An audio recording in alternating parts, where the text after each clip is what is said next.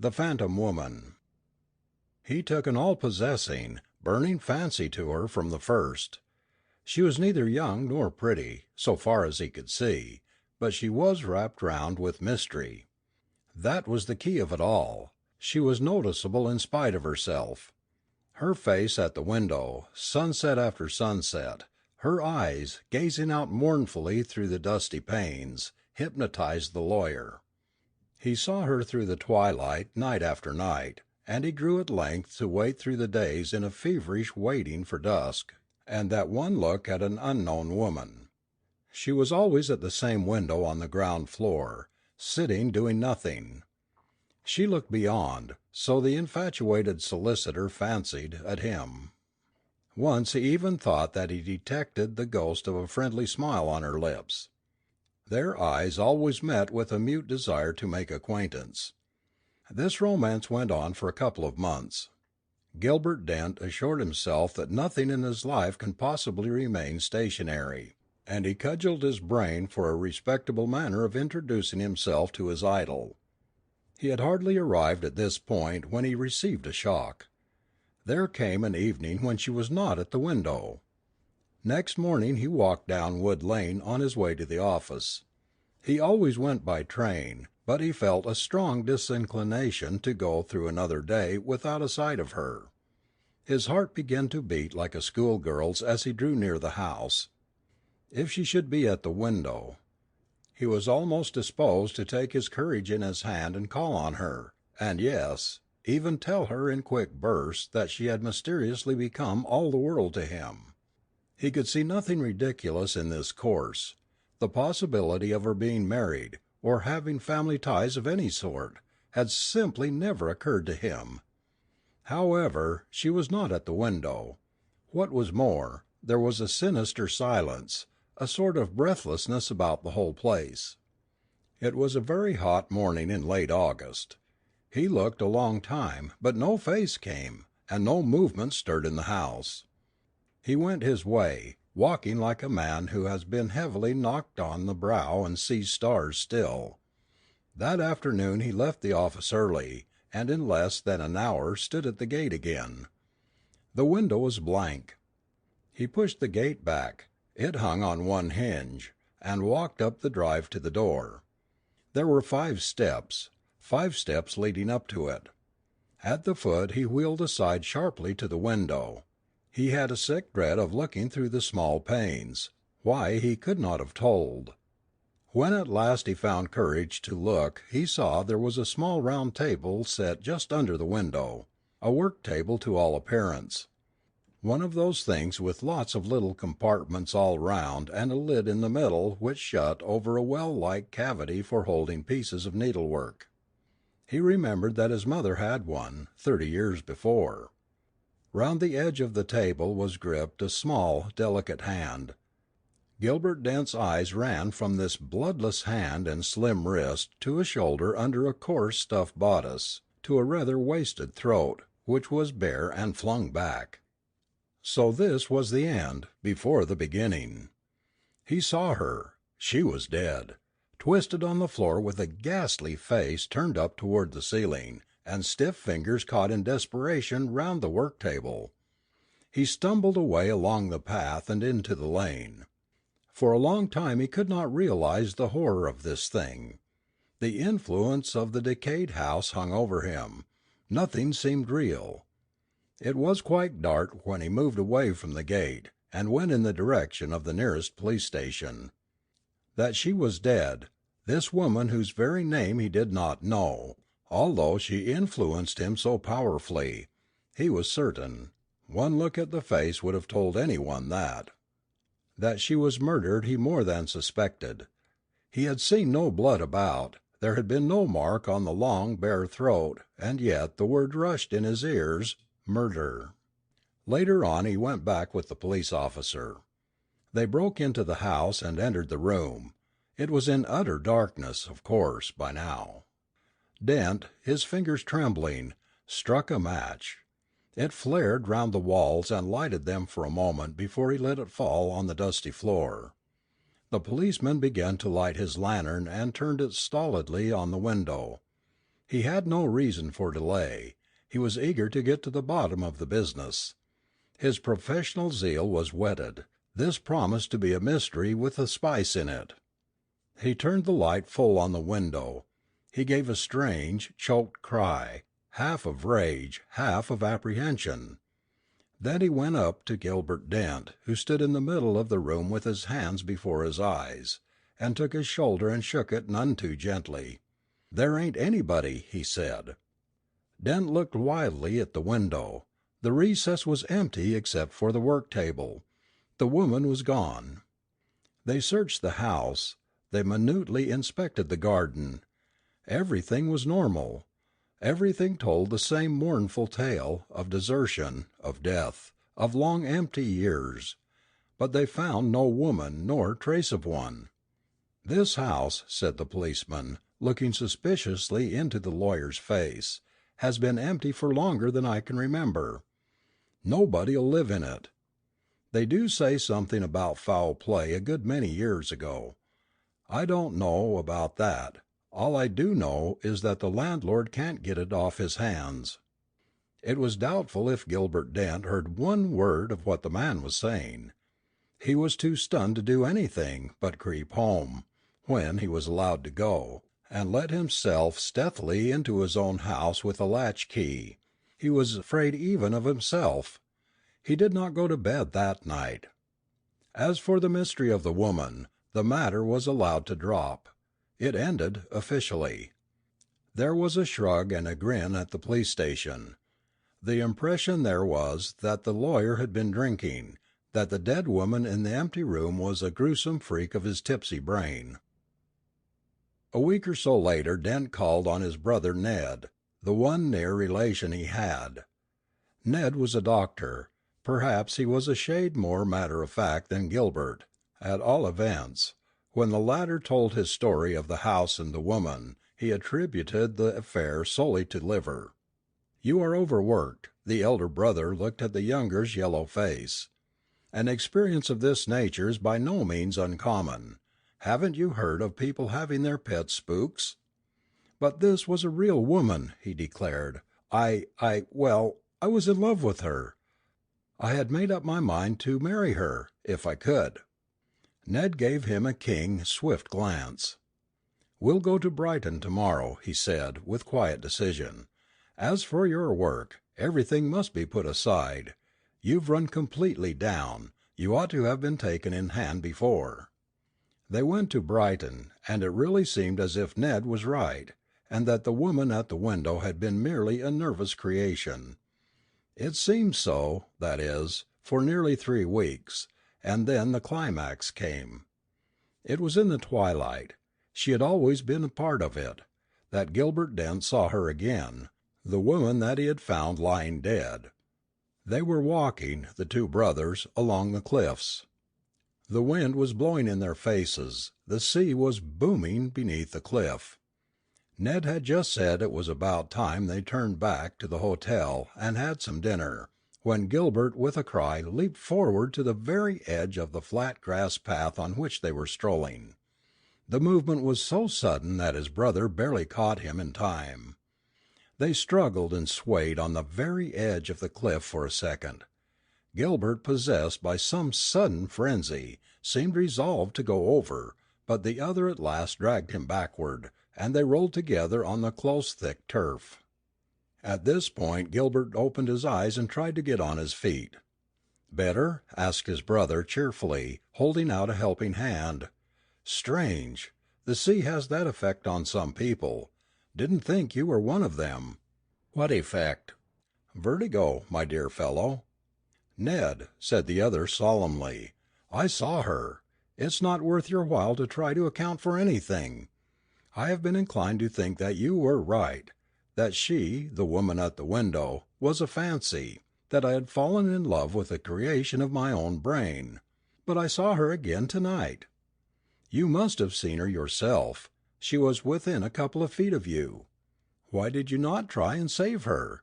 It was nothing short of murder to let her go over like that. I did my best." "You certainly did, to kill us both," said Ned grimly. Gilbert gave him a wild look. After luncheon Ned persuaded him to rest, watched him fall asleep, and then went out. In the porch of the hotel he was met by a waiter on his return, who told him that Gilbert had left about a quarter of an hour after he had himself gone out. Directly he heard this he feared the worst, having, as is usual in such cases, a very hazy idea of what the worst might be. Of course he must follow without a moment's delay, but a reference to the time-table told him that there was not another train for an hour, and that was slow. It was already getting dusk when he arrived there. He felt certain that Gilbert would go there. He got to the end of the lane and walked up it slowly, examining every house. There would be no difficulty in recognizing the one he wanted. Gilbert had described it in detail more than once. He stood outside the loosely hanging gate at last, and stared through the darkness at the shabby stucco front and rank garden. He went down a flight of steps to the back door, and finding it unfastened, stepped into a stone passage. It was one of the problems of the place that he should have avoided the main entrance door with a half-admitted dread, and that, only half-admitting still, he was afraid to mount the long flight of stone stairs leading from the servants' quarters. However, he pulled himself together and went up to the room. It was quite dark inside. He heard something scuttle across the floor. He felt the grit and dust of years under his feet. He struck a match, just as Gilbert had done, and looked at first at the recess in which the window was built. The match flared round the room for a moment and gave him a flash picture of his surroundings. He saw the stripes of gaudy paper moving almost imperceptibly, like tentacles of some sea monster, from the wall. He saw a creature, it looked like a rat, scurry across the floor from the window to the great mantelpiece of hard white marble. If he had seen nothing more than this. He saw in detail all that first match had flashed at him. He saw his brother lying on the floor, a ghastly coincidence. His hand was caught round the edge of the work-table as hers had been. The other hand was clenched across his breast. There was a look of great agony on his face. A dead face, of course. This was the end of the affair. He was lying dead by the window where the woman had sat every night at dusk and smiled at him. A second match went out. The brother of the dead man struck a third. He looked again closely. Then he staggered to his feet and gave a cry. It rang through the empty rooms and echoed without wearying down the long stone passages in the basement. Gilbert's head was thrown back, his chin peaking to the ceiling. On his throat were vivid marks. The doctor saw them distinctly. He saw the grip of small fingers, the distinct impression of a woman's little hand. The curious thing about the whole story, the most curious thing, perhaps, is that no other eye ever saw those murderous marks. So there was no scandal, no chase after the murderer, no undiscovered crime. They faded. When the doctor saw his brother again in the full light and in the presence of others, his throat was clear. And the post-mortem proved that death was due to natural causes. So the matter still stands, and will. But where the house and its overgrown garden stood runs a new road with neat red and white villas. Whatever secret it knew, if any, it kept discreetly. Ned Dent is morbid enough to go down the smart new road in the twilight sometimes and wonder.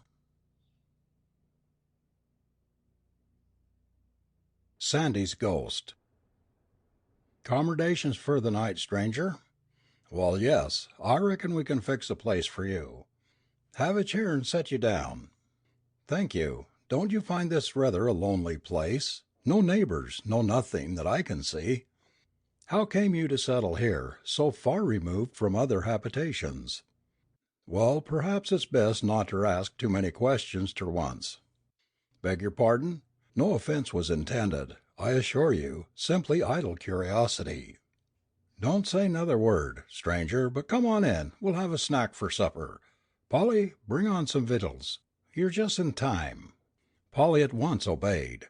She was a typical Western girl, tall, lithe, graceful and limpid-eyed. She was clear-skinned and high-spirited, too, and in this case ignorant through no fault of her own. John Barr's eyes scanned her intently, and a flush came to her cheeks. For the first time in her life she was unpleasantly conscious of her bare feet. It may have been this that made her stumble and spill some of the contents of an earthen bowl over the guest's knees as she placed it on the table. Her eyes flashed and a tear of anger twinkled on the lashes. She stopped, half meaning to apologize, but an oath from her father caused her to set the bowl down heavily and to hurry from the cabin. A moment later Barr saw a flutter of pink calico from behind a pile of rocks. Old Kit Robinson saw it too. "Don't wonder at your sayin' 'tain't right. She's a smart gal, and a good looker, too, as should have been sent away from here ter school ter be eddicated. She won't leave her no 'count dad. I orter be shot fer cussin' her, but I ain't what I useter be. Settin' here and keepin' guard makes me narvous." Barr's eyes asked the question his lips refused to speak. Supper eaten, the men went outside and sat with their chairs tilted back against the cabin. Something in the younger man's frank face had softened old Kit into a reminiscent mood and made him strangely inclined to gratify an idle curiosity. The soft evening wind sighed through the branches of the tall spruce pines, and the declining rays of the setting sun caused the shadow of the rude home to stretch out longer across the greensward. From its shelter where he sat, John Barr looked out on the grand ranges of the Rockies, and wondered where in their vastness he would find the man he sought, the finding of whom had brought him into this wild and unforsaken mining camp. "Stranger, I've take a likin' ter you. You've been a somethin' about you that reminds me of some one I know, and you look like an honest chap. Say, do you believe in ghosts?" He put the question very suddenly, and a look of disappointment crossed his face when Barr told him that he did not believe in spooks. "Wall, I've seen 'em." A thought connecting the pink calico with something in the past came to Barr's mind. "Can't you tell me about it?" he asked. "I'd like ter if you'll swar on yer derringer and never ter blab. Will you swar?" The solitary guest started to smile, but the smile faded at the thought of unshed tears in Polly's eyes. It might make it easier for her if he humored the old man. "I swear," he said, and he did. "Do you see yon old spruce at the turn of the trail in the cliffs jes' above? Wall, that's the spot I'm a watchin' and guardin' till the owner comes ter claim it. I'm quick ter burn powder and purty sure shot. I know a man when I sees him, and I ain't easy fooled. Wall, ter begin with, I had a partner once, and he was a man, sure 'nuff. He was from the State of New York.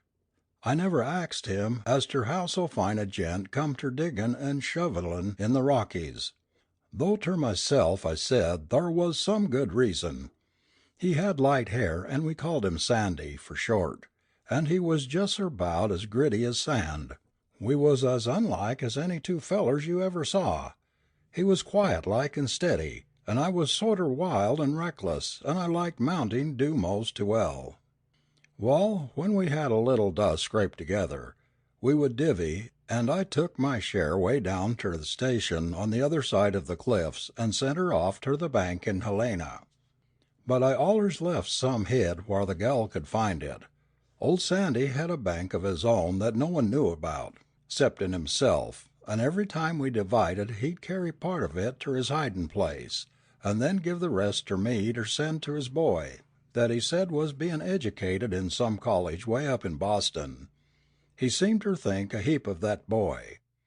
Arter a while my old woman gave out, and soon we laid her away on the hillside. It was hard, stranger." Old Kit's voice failed him for a moment, but he quickly regained his composure and continued: "But when old Sandy, my good old pard, give up I didn't care fer nothin'.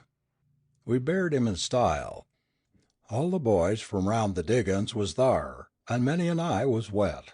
We didn't have nary a preacher, but the gal she prayed at the grave. For the life o' me I don't know whar she larnt it. Reckon the old woman must have told her. Next mornin' the gal showed me a letter that Sandy gave her just 'fore he died. It was ter his boy, and she was ter give it ter him if he ever come out this way, and she got it yet. That same evenin' after supper, feelin' kinder gloomish, and like there was somethin' in my throat I couldn't swaller, I took a stroll up the gulch. I went on out to the top of the ridge of the big rock, and got ter studyin' where I'd find another pard like Sandy. All ter once I felt a hand touch my shoulder kind o' light once or twice. I jumped up, half 'spectin' it was Sandy, but it was only the gal. Well, I was all took back at fust, and then I got mad.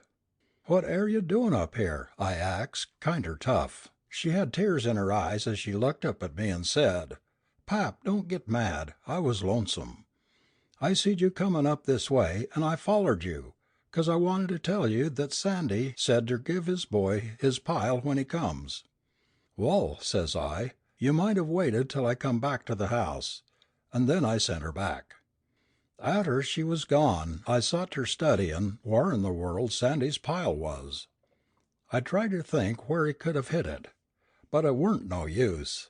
All ter once I noticed it was plumb dark, and these surroundings ain't a healthy place fer a man ter roam in arter nightfall, 'specially ef he ain't got his shootin' irons on.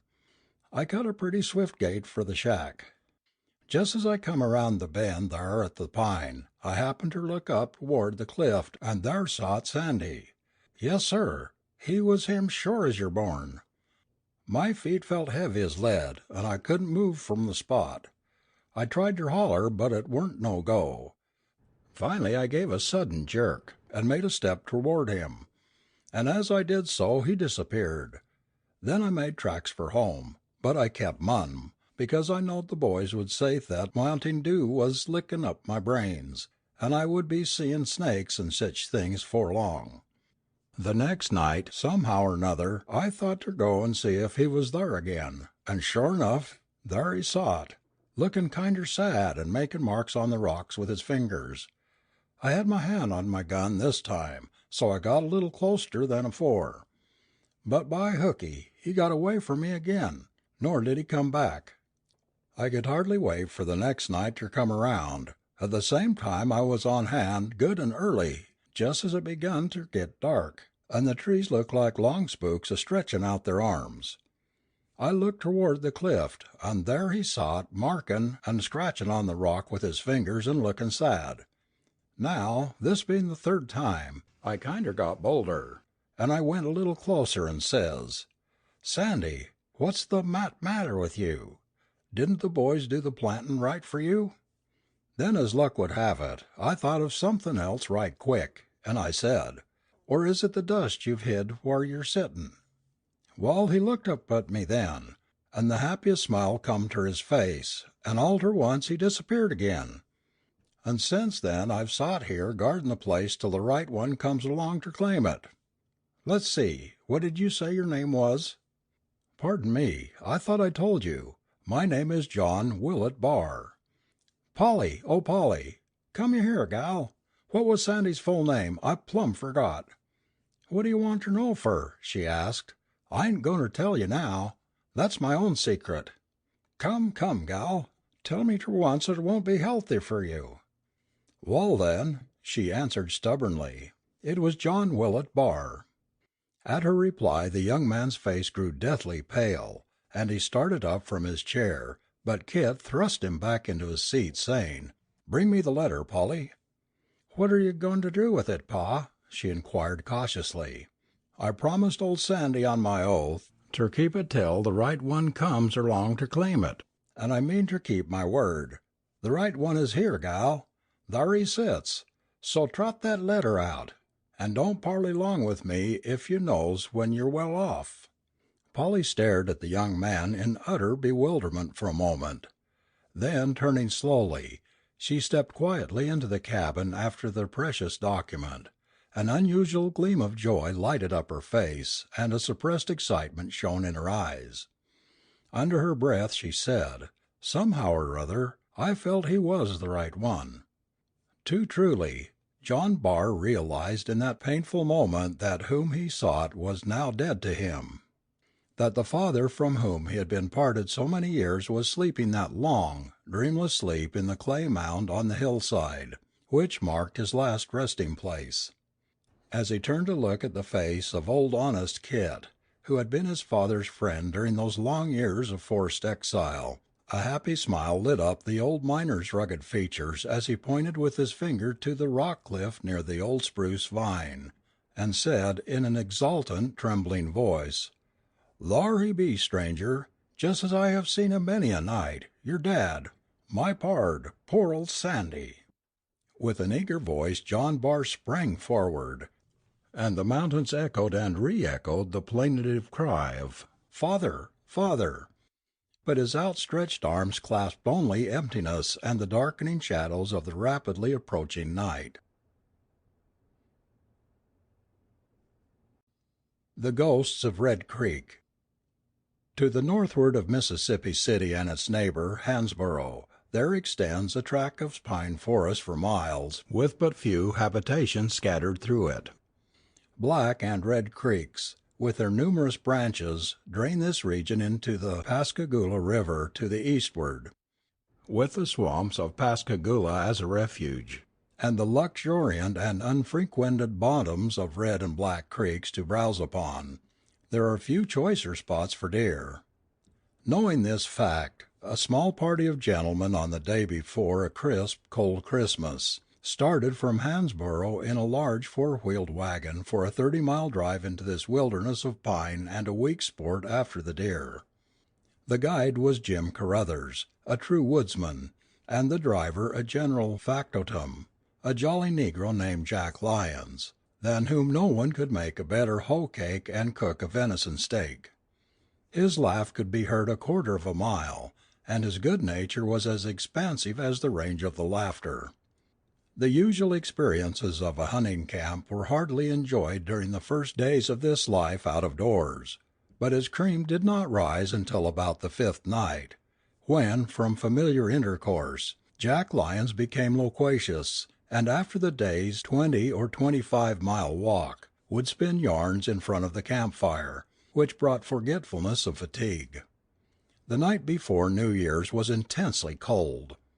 The cold north wind of the afternoon had subsided at sunset, and only a gust now and again touched the musical leaves of the pines, making them vibrant with that mournful score of nature's operas which even maestros have failed to catch. In front of two new and white tents, two sportsmen reclined at length within reach of the warmth of the fire, while opposite them rested at ease the guide and the worthy Jack Lyons. Wearied with the day's chase, four staunch hounds, Ringwood, Rose, Jet, and Boxer, were dreaming of future quarry. The firelight brought out in bright relief the trunks of the tall pines like cathedral columns, and sparkling through the leafy dome overhead the scintillating stars glistened with diamond brightness. A silence which added its influence to the scene rested about the borders of the creek below, and gave more effect to the story of the veteran teamster than perhaps it otherwise would have had.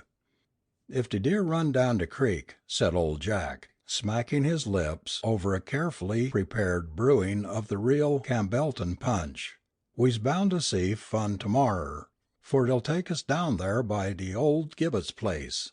In daylight dere's no place like it, but after nightfall, you bet you wouldn't ketch this niggah thah." Old Jack was naturally asked why he didn't care about visiting the Gibbet place that night. Asking to be excused till he filled his pipe, the silence was unbroken till his return. He piled on more pine knots and commenced. "You know, gemmen, dat when de gunboats was in de South, we folks had to travel way back hyeah on dese roads outen de range o' deir big guns. I was 'gaged by Mr. Harrison in haulin' salt from de factory at Mississippi City, and on der beach ober Mobile, and I had been makin' a trip every week or so. Dis back country road was neber thought of by de Federals, and we had good times 'long de way, no shells and no shootin'.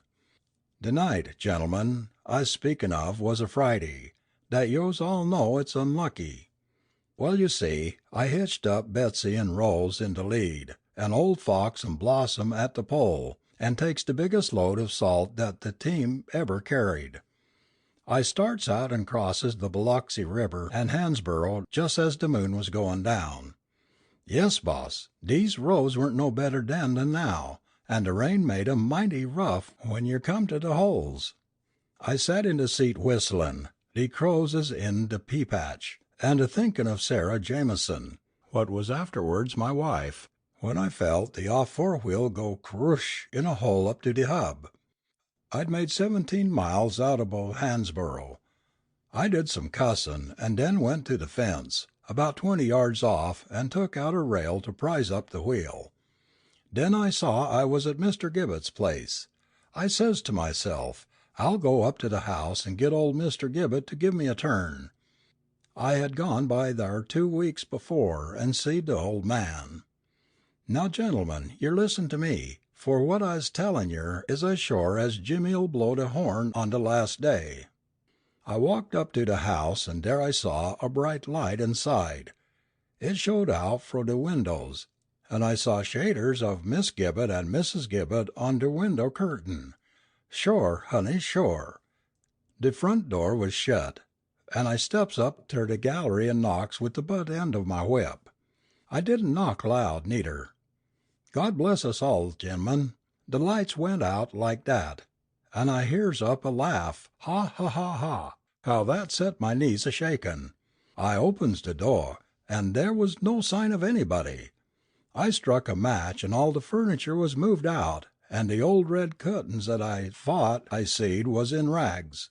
The whole family was gone for shore. I didn't know 'zactly what to think about them strange voices, but I started back to the wagon when it lightened, and bress God, there in the front yard was 6 graves jest made.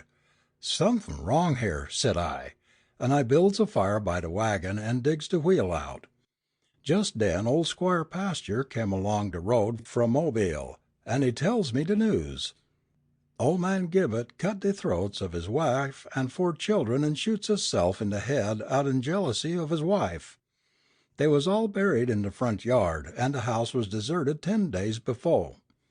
Gentlemen, when I hear dat, dem miles make de quickest time to Mobile eber seed, and yous can tell me dar's no ghosts, but you don't catch me round dat log house of Gibbet's 'ceptin' sun's an hour high. Jack looked suspiciously over his shoulder into the darkness and crawled into his blanket, muttering, "It scares dis nigger eben now to tell about that night." Sleep soon fell upon the camp, but the impression of old Jack's story survived the night, and the next day he still asserted its truth.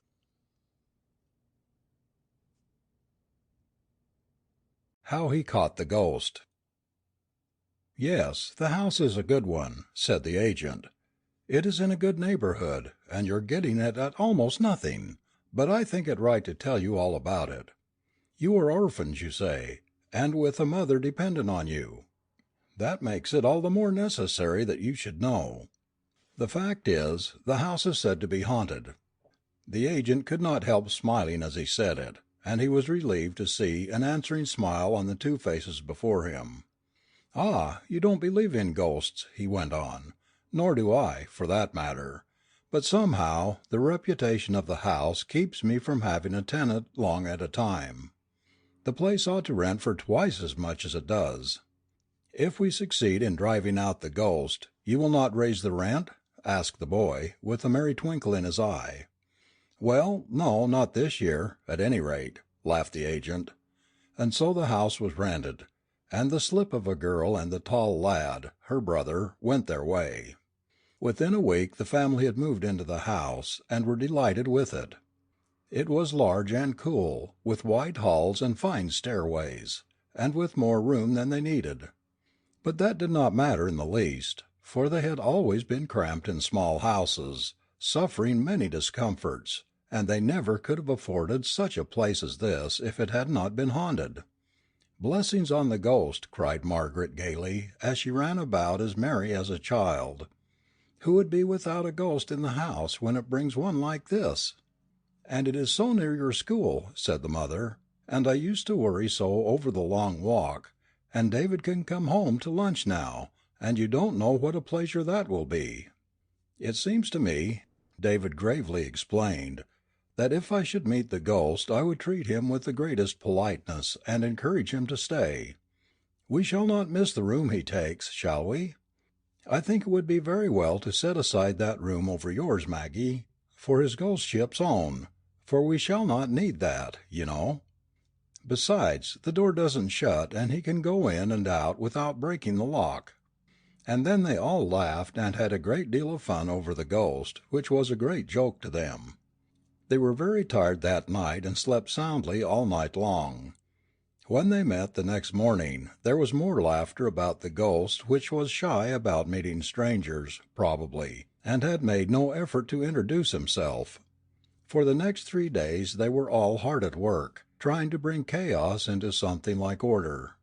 And then it was time for the school to open, and Margaret was to begin teaching, and David inserted an advertisement in the city papers for a maid of all work, who might help their mother in their absence.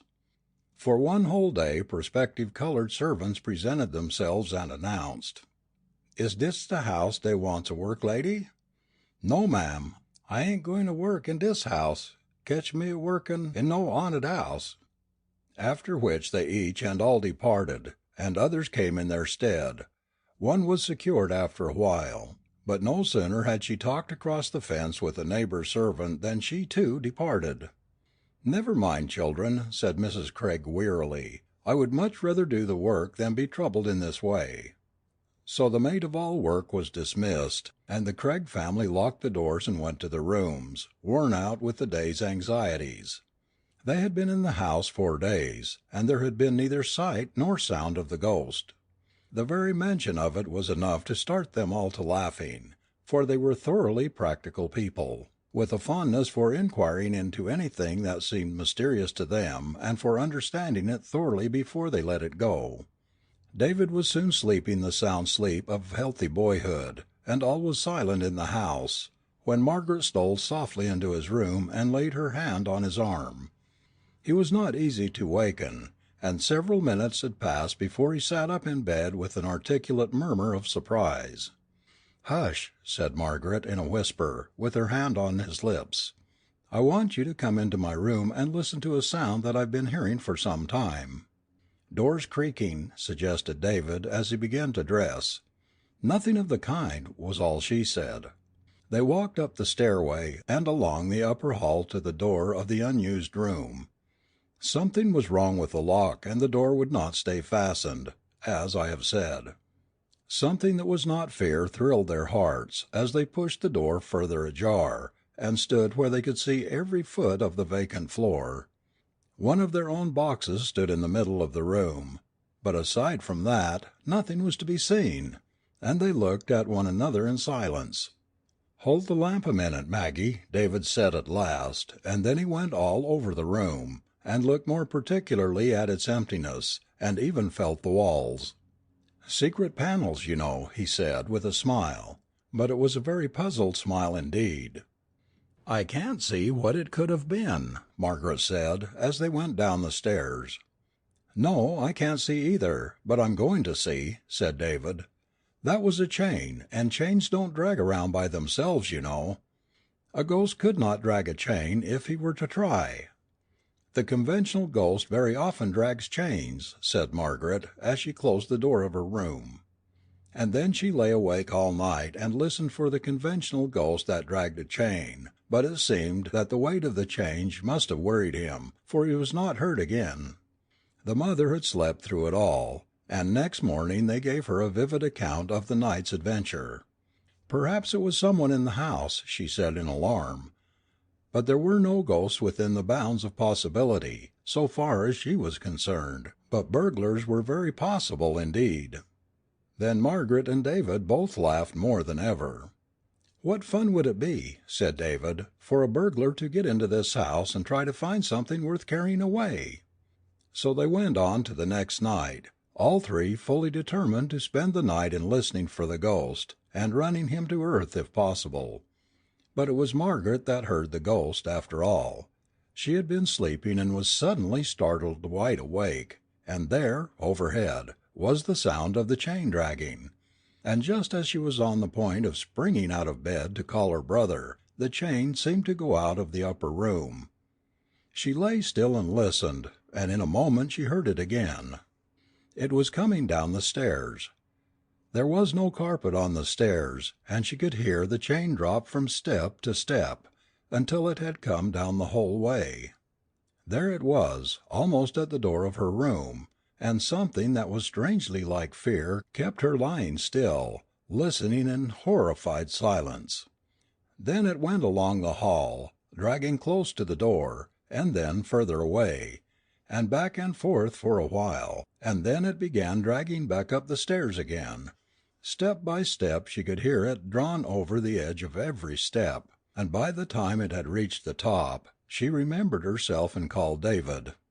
Again did the brother and sister make a tour of the upper room, with the lamp. Not only that, but they looked into every nook and corner of the upper part of the house, and at last came back baffled. They had seen nothing extraordinary, and they had not heard a sound. "I'm going to see that ghost tonight," David said to his sister the next evening. "How?" "I'm going to sit up all night at the head of the stairs. Don't say anything about it to mother. It might make her uneasy." So after the household were all quiet, David slipped into his place at the head of the stairs, and sat down to his vigil. He had placed a screen at the head of the stairway so that it hid him from view, as if a ghost cared for a screen, and he established himself behind it, and prepared to be as patient as he could. It seemed to him that hours so long had never been devised as those the town clocks told off that night. He bore it until midnight moderately well, because he argued with himself, if there were any ghosts about they would surely walk then. But they were not in a humour for walking, and still the hours rolled on without any developments. He took the fidgets, and had nervous twitches all over him, and at last he could endure it no longer, and had leaned his head back against the wall and was going blissfully to sleep, when he heard a chain dragging just beyond the open door of that unused room. In spite of himself a shiver ran down his back. There was no mistaking it. It was a real chain, if he had ever heard one. More than that, it had left the room, and was coming straight towards the stairs. The hall was dark, and it was impossible for him to see anything, although he strained his eyes in the direction of the sound. And even while he looked it had passed behind the screen, and was going down the stairs, dropping from step to step with a clank. Halfway down a narrow strip of moonlight from a stair window lay directly across the steps. Whatever the thing was, it must pass through that patch of light, and David leaned forward and watched. Down it went from step to step, and presently it slipped through the light, and was down. And a little later it came back again, through the light, and up the stairs, and back into that unused room. And then David slapped his knees jubilantly, and ran down to his room, and slept all the rest of the night. Next morning he was very mysterious about his discoveries of the night before. "Oh, yes, I saw the ghost," he said to Maggie. "There, don't ask so many questions. I'll tell you more about it tomorrow, maybe." And that was all the information she could get from him.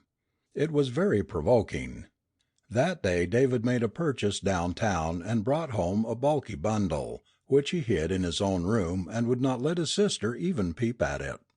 "I'm going to try to catch the ghost tonight," he said, "and you know how it is. If I brag too much beforehand, I shall be sure to fail." He was working with something in the hall after the others had retired, but he did not sit up this time. He went to bed, and Margaret listened at his door and found that he was soon asleep.